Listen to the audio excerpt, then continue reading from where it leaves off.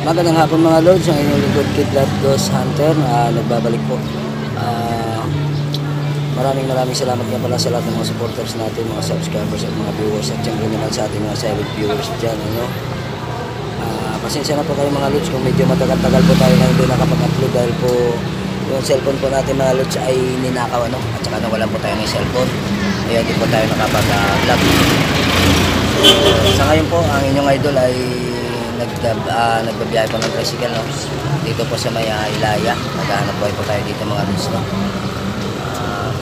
Maraming salamat sa lahat na mga nagtitiwala kay Kidlat. Hanggang sa ngayon ay nandiyan pa rin sa ating linyada. Hindi pa po tayo iniwan. So ayun, maraming salamat sa inyo mga lods. So update na po tayo ngayon mga lods dahil meron na po tayong cellphone. So ipagpatuloy na po natin mga lods ang ating vlog. Kung ano po natin makikita dito, i-vlog po natin yan mga lods. Sama na po natin sa ating content. So bali sa ngayon mga lods, no, kasama ko po yung aking anak. Ayan po sa loob niya sa ikaw ko, pinatulog ko muna mga lods. Mamaya na lang po ako magbiyahe.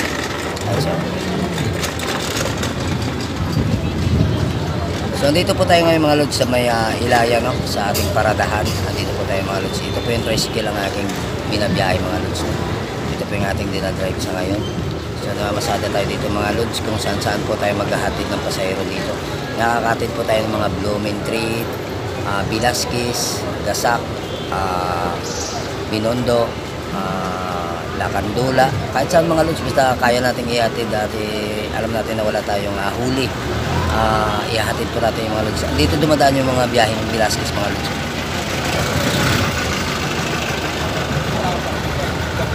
Ayun mga lods, no? Mga biyaheng Sangandaan, Gasak, Velasquez, yan po ang ating ihatid ng mga pasahero.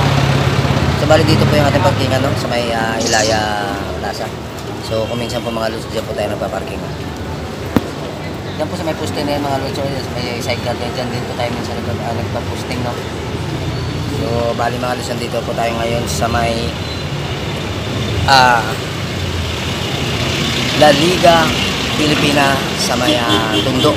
So dito po kasi sa pagkakaalam ko kasi mga lods sa mga kwento ni mahal nating bayanin yung Dr. Sersal, dito po sila nagpulong-pulong o nag-revolusyon, no, dito sa area na to.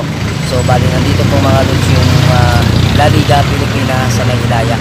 So nandito po yung kanyang rebulto ng ating mahal na bayanin ng Sersal.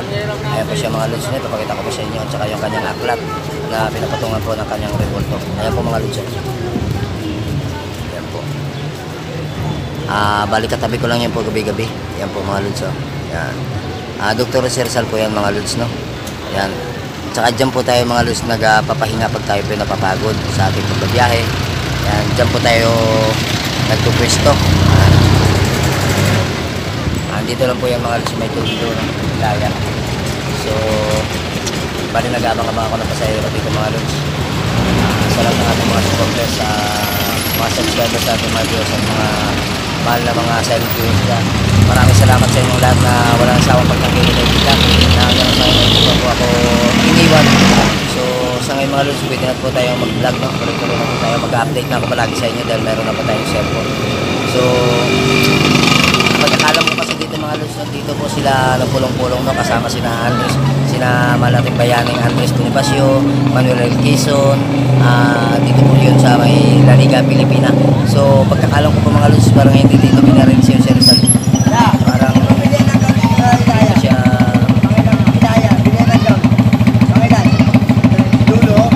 ang yung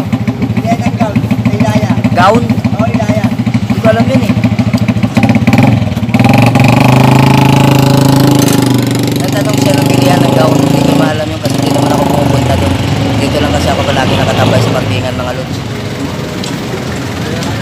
So si Rizal mga lods, no, sa kanilang revolusyon, parang doon siya binaril sa may Lunita, no, hindi dito sa La Liga Pilipina. Pero sa pagkakalam ko lang koreksyon, no, kung tama ba ako, parang dito siya dinakip mga lods sa La Liga Pilipina. Iba ko lang mga lods, hindi ko maalam yung mga kwento na yun, naririnig ko lang at nababasa ko rin dati sa mga kwento na Rizal. So sa may nakakaalam dyan, kayo na lang po intindi at pasensya na po kayo sa akin paliwanag. So ayun, maraming salamat po mga lods. Ang importante sa ngayon na na-update ko na po kayo dahil meron na po tayong cellphone.